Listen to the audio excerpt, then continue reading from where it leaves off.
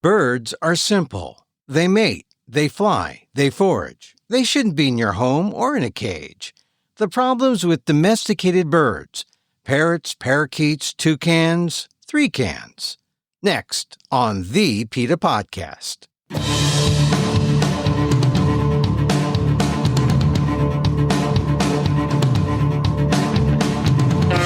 Welcome to the PETA Podcast. I'm Emil Guillermo, your host for this inside look at animal rights. Brought to you by PETA, the largest animal rights organization in the world. On today's episode, birds. They're forever. You take one home from a store, and unlike a cat or a dog, you're caring for a bird for the rest of your life, if all goes well. Which is why there are bird rescues and bird people like Christina Matthies, a PETA VP for content. She's also PETA's resident bird person.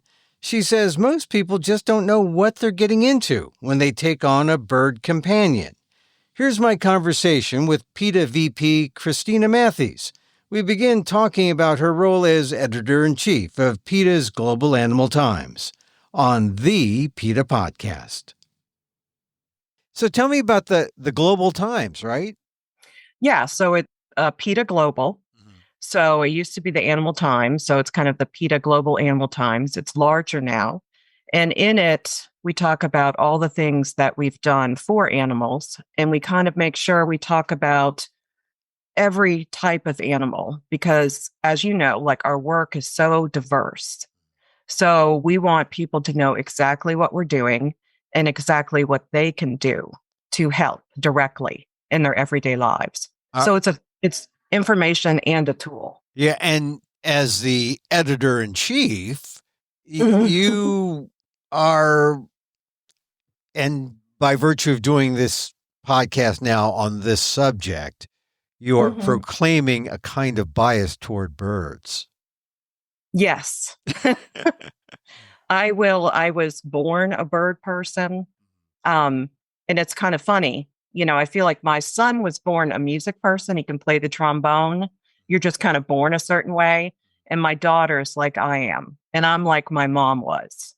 Bird people are just their own type of people. Well, tell us, what is a bird? Because I'm sure if you're proclaiming your bias toward birds, there's got to be a lot of people out there who have that. I mean, the birders are out there. They go crazy. And aren't we in bird counting season? Are we close? Well, I mean, I think that's like all year round where I am. Yeah. So a lot of people get into the birds who are left alone. You can help like different universities by seeing, migration patterns. But for me, my focus is really on birds who are kept inside. So we've got anything from, the finches or doves, various types of parrots, parakeets. So they're all kind of, parrots is a vast category, but all of them are very different.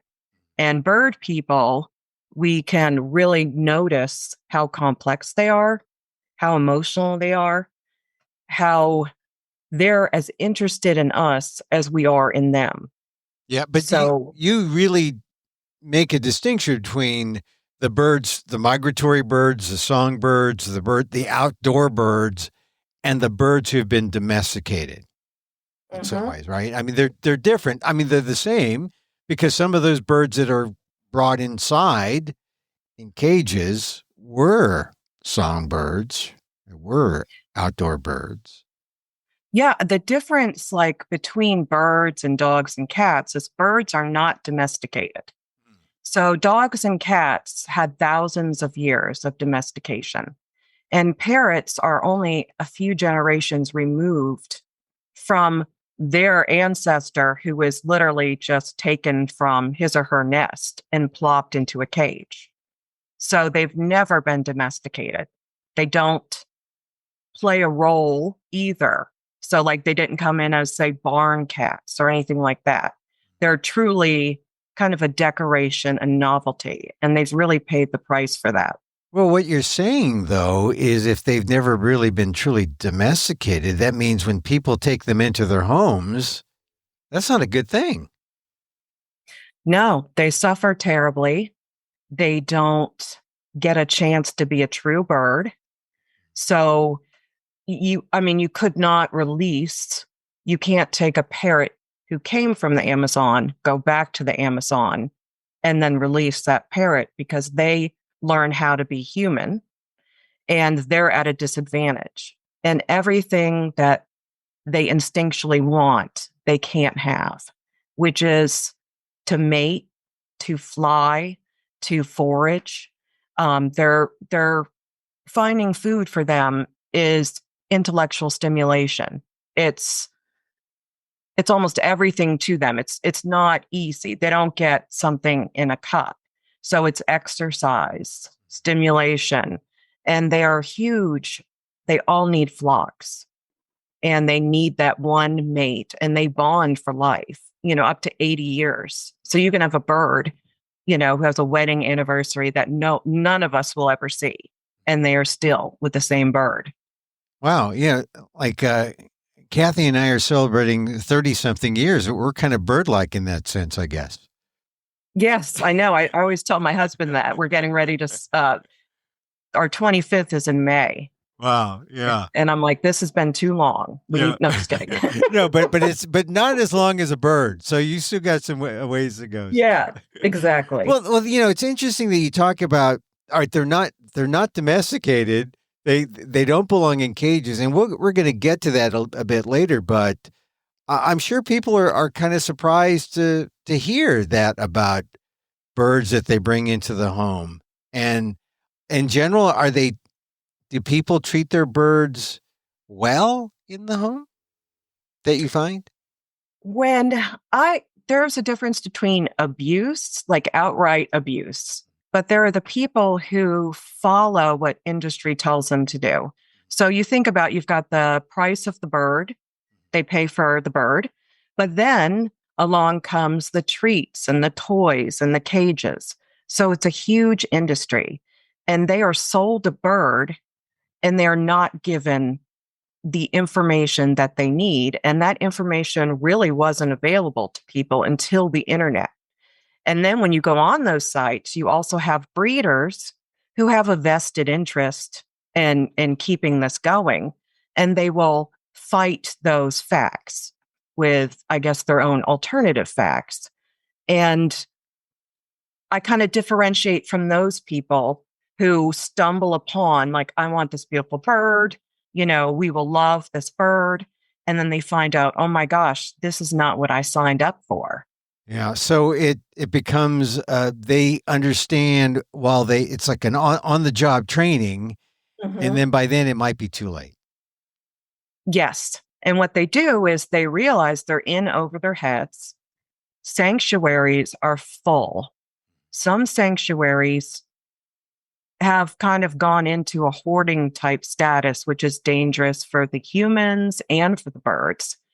But it is very hard to say no when someone says, please take my bird, So there are certain sanctuaries where you're like, they're not doing the right thing. And it could be because they also stumbled into that as well. But until we have homes for all of the parrots who are living 30, 40 years, we need to not breed anymore. They need to come first. And you've got, you look at the dog and the cat life span and the commitment you're making. So when you go adopt a dog, you're making a commitment and, 15, 18 years. And then you buy this parrot who was sold to you and they were hand fed, to be even more attractive to you. Right. And you bring them home and then you find out they're going to be 40, 50, 60 years of a commitment. And you've got kids who are moving out, you've got kids who are having their own kids. And then you move to an apartment, you find, say you're hard on financial times, you fall on hard times. Having a bird is expensive, and a lot of apartments will not allow cockatoos and other birds who are very loud. Wow. I mean, it's almost like when you decide to get a bird, you got to think about all these things. And you don't really think about, I'm going to have to get my bird Medicare when I get Medicare. you know, Yeah, because the exactly. bird is going to live that long. I mean, not to make light, Yeah. but it's almost so tragic a situation that the only thing you can do is make light of it because people go into being a bird, getting a bird companion because they are companions, Yeah. right? And And they are loyal companions. yeah, That's the one thing about a bird. They bond to you and they will, I always talk to my daughter. I'm like, they're your ride or die. These birds are your ride or die. They will never leave you. They will always back you, protect you. They are loyal to you. And then some people just, it crushes them when that loyalty isn't returned and they end up hurting themselves.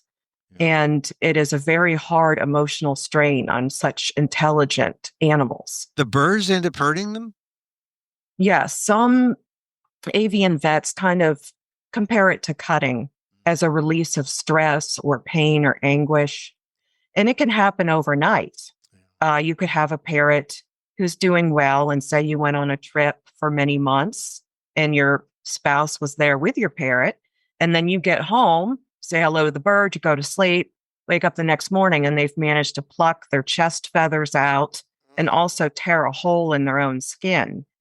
And once you've gone to plucking and self mutilation for them to relieve some of that anxiety and pain, it is very hard to get them back to a spot where their feathers can grow in and they do stop plucking.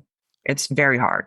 Man, and I bet you the bird owner or the human companion to the bird, never figured that out when they weren't thinking about that when they went to the pet store or when they got a bird No, from, they don't get, they get them from breeders mostly or just the pet stores or they don't catch them or do they? no. There is an illicit bird trade. So the U.S. banned the importation in the 90s of parrots from other countries. So but there are illicit bird trades elsewhere. There's a way to get birds. Some of them are really rich collectors and want that certain jewel for their collection. And in order to have a certain parrot, you need incredible paperwork. And they used to smuggle baby birds out and they'd put them in plastic bottles that, many didn't live.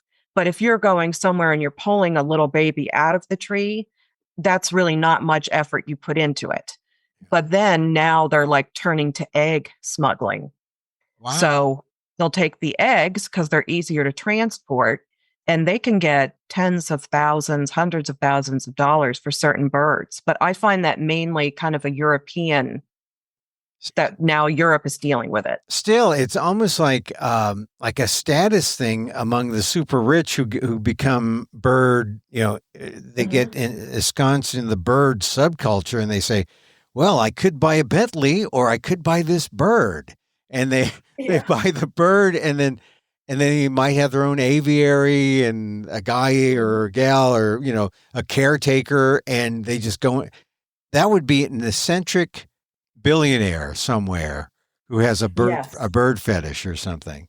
Hmm. Boy, but this bird subculture, you're tapping into this for PETA podcast listeners. This subculture does exist. It does. And most of the people who are like in over their heads, they will say, their brother in law's cousin has a cockatoo who is too loud. One thing that people don't remember, cockatoos' voices were designed to reach across an entire forest to Huh. to talk to their flock mates. Same with macaws, different parrots. And cockatoos and other large parrots love to mimic the noises that hurt our ears the most, like fire alarms or microwaves. They don't automatically come up to you and start saying, "Hey, my name's so and so." You see these talking birds, Yeah. but really the noises they like are the ones that are shocking. So you'll have a good natured person be like, I could provide this cockatoo a home. And they'll take the cockatoo in and they don't realize, the cockatoo will eat everything. They'll eat you can't keep them in their cage all the time. They'll pluck out their feathers. They're miserable. You let them out, they'll eat everything you have, wood. I mean, it's a perpetual state of destruction because that's what they're supposed to be doing naturally. What if you got a cat? Yes, exactly. If you have a cat, you're also shortchanging the cat.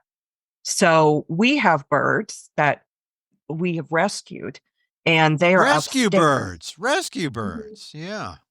Right. And we know our limit because we know, we've looked into it, and we have rescued parakeets, and we are able to keep our house safe. We're able to keep them safe where the cats cannot encounter them.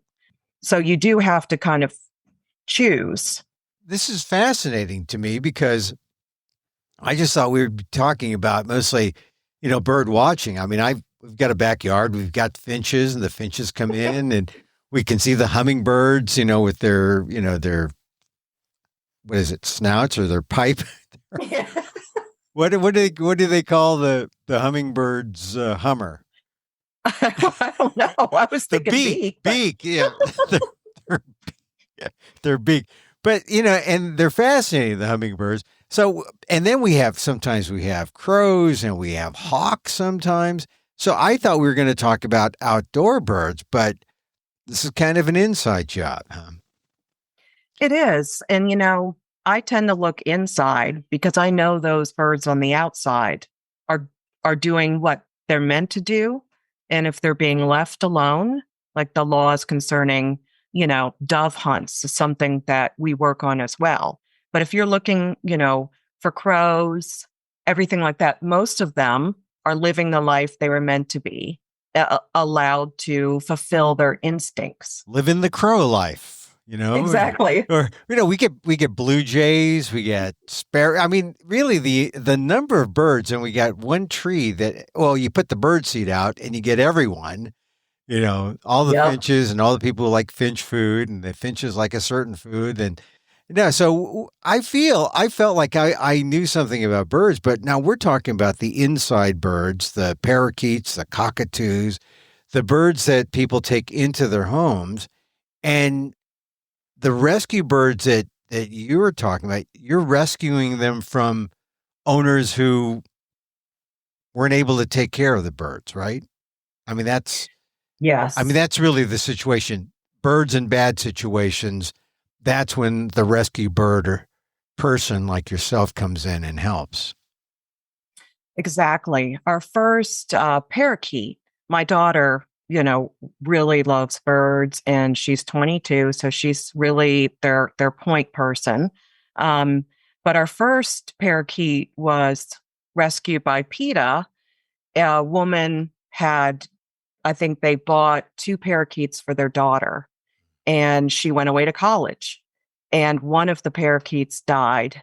The other parakeet was lonely, and she just didn't feel like she could take care of the parakeets on her own, so she called PETA.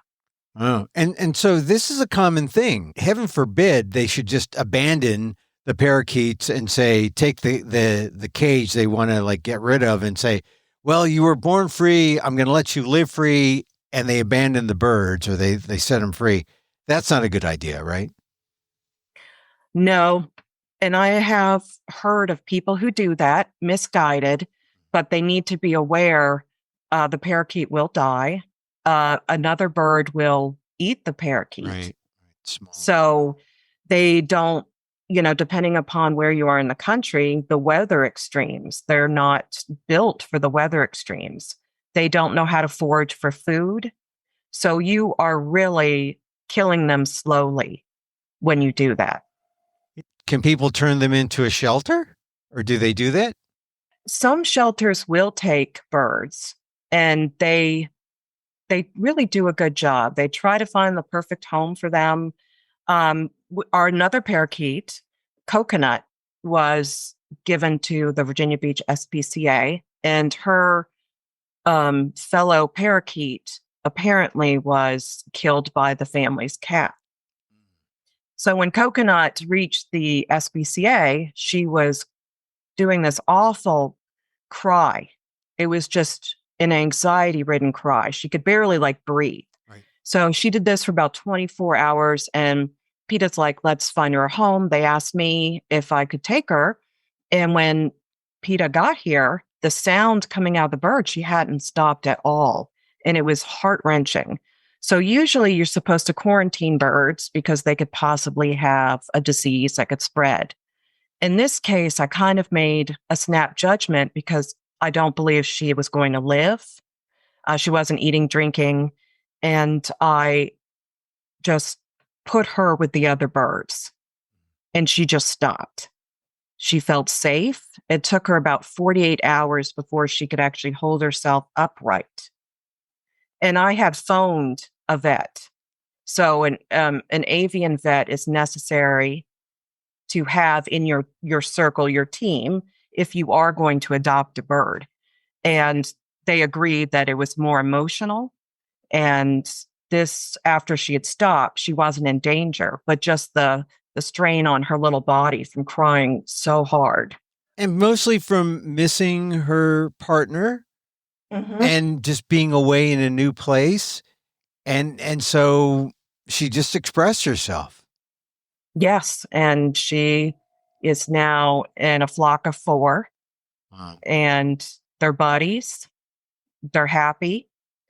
One of our parakeets, I don't know how this happened, but my niece called me up. We moved right up the street from them. And she's like, there's a parakeet in our pool. And I ran down there, and the bird flew right into the pool. And if my nieces hadn't been swimming, then she would have drowned. And I tried to find out why, where this parakeet came from. Did the next door thing, like, are you missing a parakeet? But I put 2 and 2 together. There's a Petco about 1.5 miles if you fly near my home. And I believe this may have been a botched delivery. Wow. And she got loose. And so when the parakeets go flying around, I guess, I mean, if you let a parakeet free from a cage in your home, they'll come back to the cage, right? Yes. I mean, and you don't have to worry about it going out the door and like getting lost. It'll come back. Well, you do have to be very careful once, you're doing the flight time, which is, all day, really. Yeah. You need people who are aware in your home. Yeah. No windows can be open. I don't trust it even to let a breeze in, because a screen could have a hole you didn't notice. Once a bird is lost, it is very difficult to get them back simply because they are so afraid and panic takes over. Yeah. So you need to make sure that your home is completely secure before you let the birds. And that includes poisonous plants, getting rid of them. You should never have the cookware that is a nonstick cookware is a poison to them. Never cook with we had to get rid of all of our pots and pans and replace them. Boy, it is so, I mean, before someone goes to buy a bird, I doubt if they know half the things that they need to know about owning a bird. I mean, and so I guess that would explain why bird rescue is a necessary thing. But do birds end up getting rescued by people like yourself and others, or do they just kind of suffer? I think a lot of times they get passed along to families. A friend will volunteer, and then they realize they're out of their depth, and then so for each lost bond to a parrot is a heartbreak on a level that as humans we can't understand. So my husband is out somewhere doing something, but parrots aren't like that. They never separate. So they're within feet of each other at all times throughout their entire bond. So this bird is forming bonds broken, and they end up just taking it out on themselves to release some of that anguish. Wow, they're kind of masochistic in that way. Yeah, they just can't get out of the feeling of being so utterly devastated, and they don't know how to express it. And so they take it out on themselves, and it is just anguish on a different scale. Well, and all this because a situation that is not natural, people take the birds and bring them into their home, and they don't care for their new companions. What would be the natural habitat for a parakeet like that? Some of these parakeets are bred, and that's a bad thing. But where do they exist naturally in the wild? Or I guess are they just in the songbird? Parakeets are mainly kind of a human invention. You've got budgies; they're not as long living, but they're mainly, pet store. Ah, They're they're small birds. They're affordable birds. They're last minute purchases where you go in and you think, oh, this bird is cute. I'll take him or her home. Um, I kind of consider them starter birds where people get a little looped in by them and they're not as complicated as, say, a bigger parrot. But just because they don't express themselves as much doesn't mean they don't need as much. well, is it worth it to be a human animal companion? No, it's beyond awful. I think there's so many things that people who are concerned about birds can do, and they get to be around birds. So you could find a local sanctuary, and really you can develop, a relationship with that sanctuary. You can volunteer. You can be there to cut up fruit in the morning. You can bring them toys. There are so many ways that you are needed that you should never buy a bird. Never. I mean, I was going to get to that question. If people are Mhm. looking for an animal companion, a bird animal companion, because most of our conversation makes it sound like that is not a good idea for either human beings or the animal. No,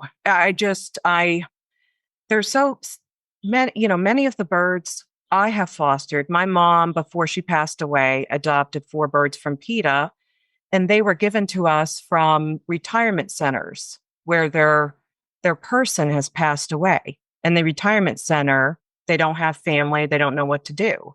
And so my mom had 2 lovebirds and 2 parakeets.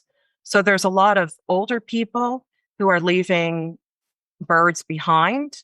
And I think only if you spend time at a sanctuary and really learn who they are, what they need, you cannot really bring a large bird into your home and think it will be successful.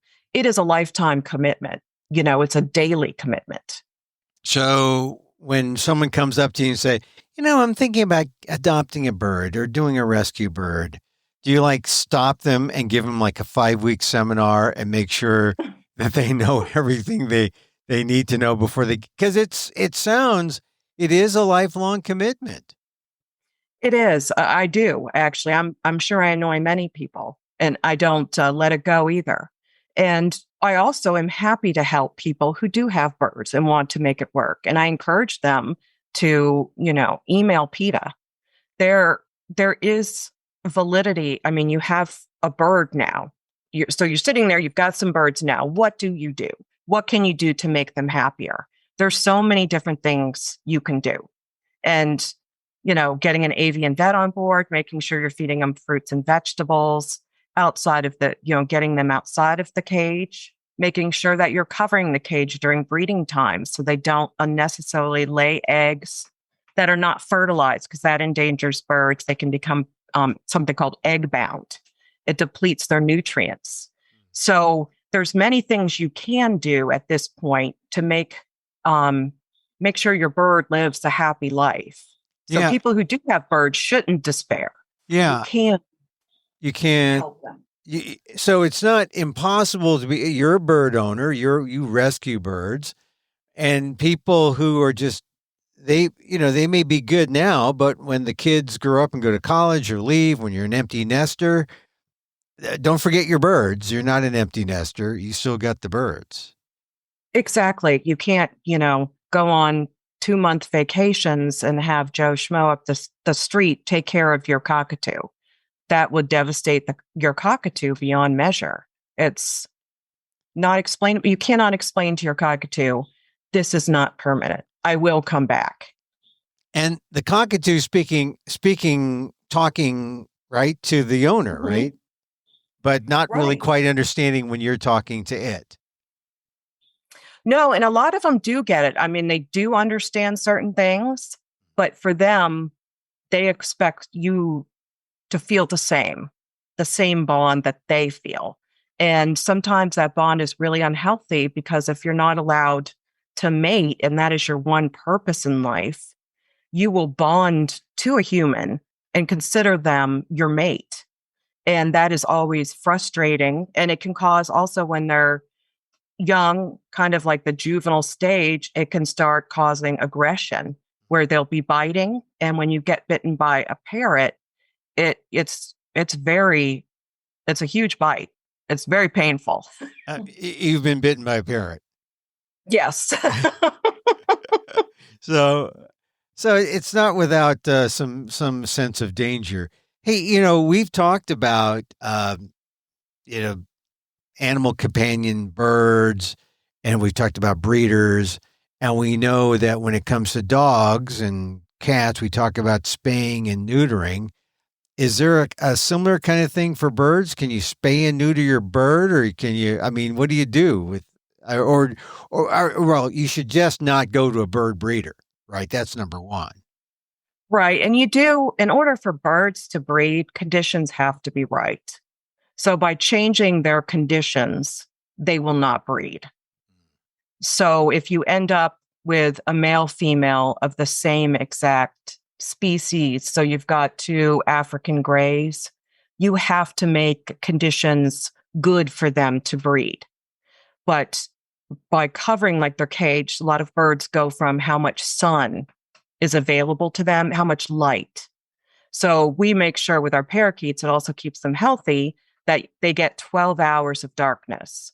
So their room, if you want to watch TV in their room, you can't. I mean, we make sure from 8 p.m. to 8 a.m. that they are, sleeping during that time. So it doesn't give them. Right. Enforced darkness. And when you catch your parakeet looking at it's iPhone, that's bad for it. Yeah. Remove Tinder, put on parental controls. So, yeah. Well, it's all these things people don't think about until they find themselves in this dilemma. So once again, where should emails go if they have a question about birds?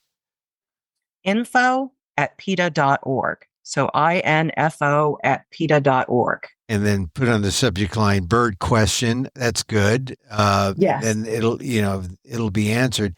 And does PETA get a number? Well, you've talked about a few, but I guess it's more than just a handful of birds that get donated to PETA by people who say, I don't know what to do. We do. We have a lot of members too. They're getting older and they would, they're doing the right thing, thinking, where are my birds going to go? Yeah. And so they'll reach out to us for help. And then there are people who, PETA is really great. Like if we can't find, if we don't have someone there, we find someone. But sometimes when it comes to birds, it is a difficult thing. It's not easy to do overnight because you can't just take a chance on someone. You can't just say, okay, I think Judy is trustworthy.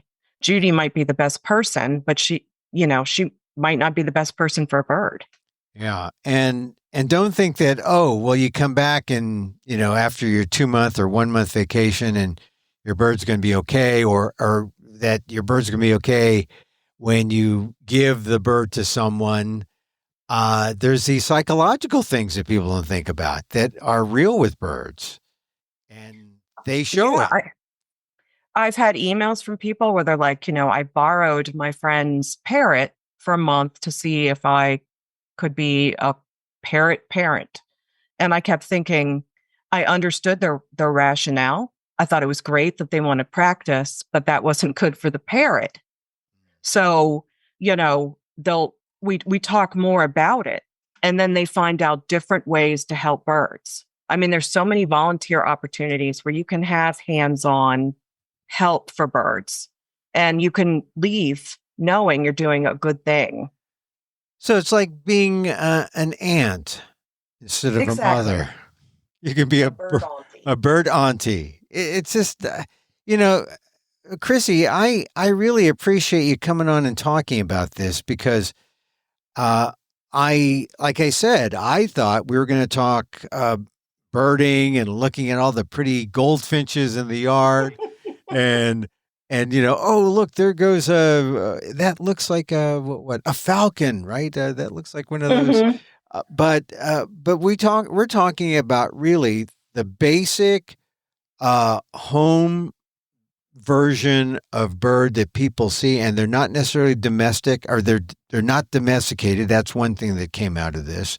People now Hmm. know, but they are kind of bred for this thing, which is kind of the immoral thing. That if the breeders were gone, the appetite for this would not be here, and all the all the bad things that come out of that would not be there to be dealt with.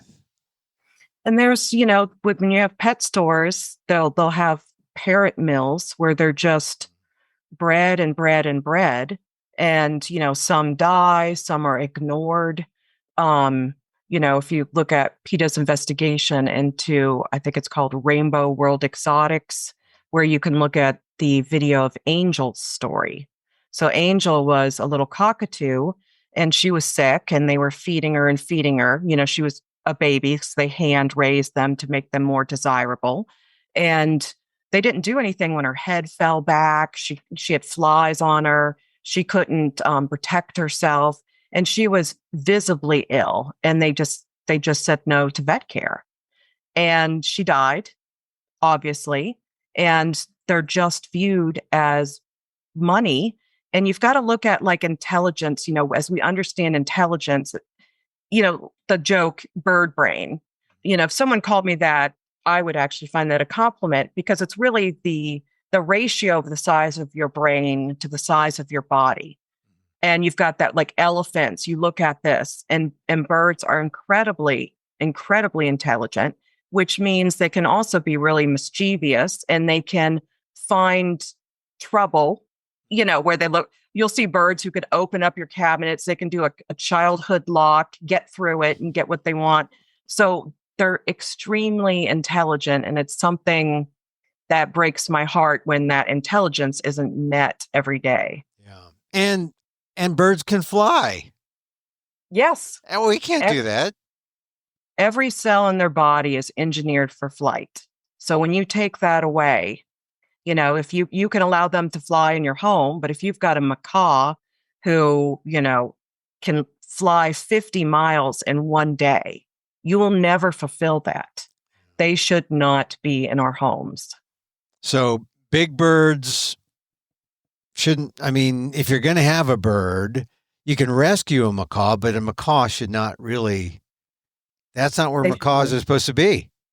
No, no. They should And be, yeah, rainforest. Yeah. Where should the macaws be? Yeah, rainforest. I think like Costa Rica. Yeah. And unfortunately, all of these birds are becoming more and more endangered as they come more and more into our homes. So you see this surplus population of unwanted birds here, and you see the birds in nature. They're being killed off in order to feed this, and it's devastating. Yeah. Well, Chrissy, I mean, it's been fascinating talking about birds. Didn't really. I mean, I know Maya Angelou wrote the book. I know why the caged bird sings, but I did not know why the caged bird does not sing. And, Yes. and now I do. Now I do. I mean, they get their mate taken away. They don't. They want to. They don't get enough darkness. They don't get enough care from their domestic partner, their human domestic partner. Mm-hmm. So much needs to be learned before you take on the role of being a bird companion, a human bird companion. So I hope listeners, I'm sure listeners got something out of this, especially if they thought, oh, wouldn't it be nice to have a bird, especially like on Valentine's Day, right? To buy the love birds. How many people get Yes. sucked in by that, huh? Mm-hmm. It's sad. And I do think people who love birds have a lot of opportunities to fulfill that.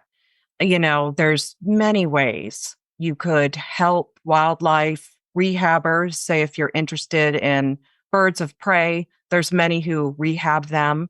There's many parrot sanctuaries who would love donations in order to expand or in order to provide them with more toys. So there's a lot of ways you can still love birds without leading or giving into this horrible overpopulation crisis. Great. And Chrissy, the editor of Well, technically PETA Global, but we really call it like Global Animal Times because it used to be Animal Times. Right. And so tell me, what's your favorite bird story in the Global Animal Times?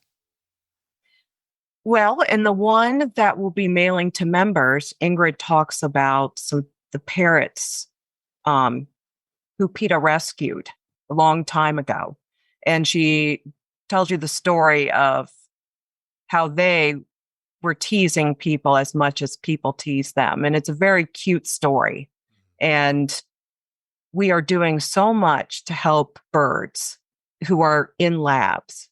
And you wouldn't think, okay, I'm just going to experiment on a bird. You usually see mice, rats, and yet birds are horrifically experimented on.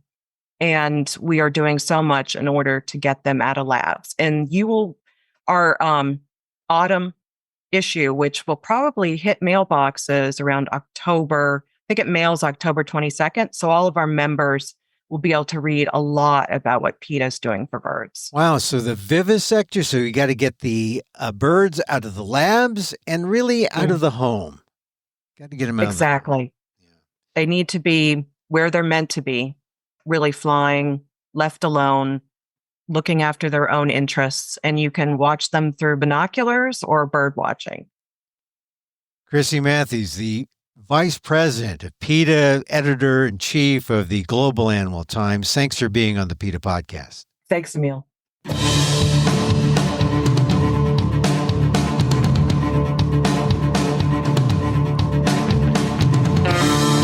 Chrissy Matthies is a PETA VP and Editor-in-Chief of PETA's Global Animal Times magazine.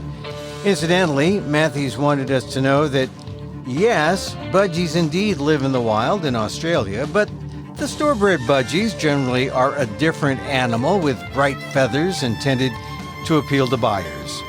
Check the next issue of the Global Animal Times this month, and for more info on birds, check out the website at PETA.org.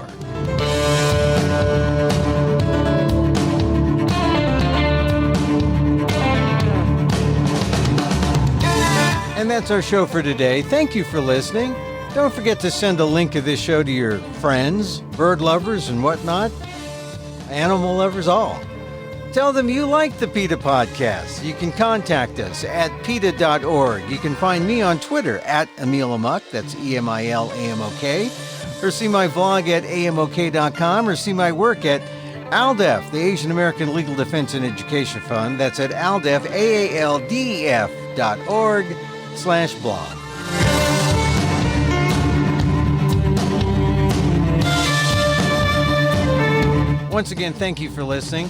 Check out all our episodes on your favorite podcast app or on Apple Podcasts, or you can subscribe to, as well as rate and review the show. It helps get the word out about the issues you care about. Our music is provided by CarbonWorks. Check them out on YouTube. And join us again next time for more insight into animal rights and the fight for a cruelty-free world on the PETA Podcast. I'm Emil Guillermo.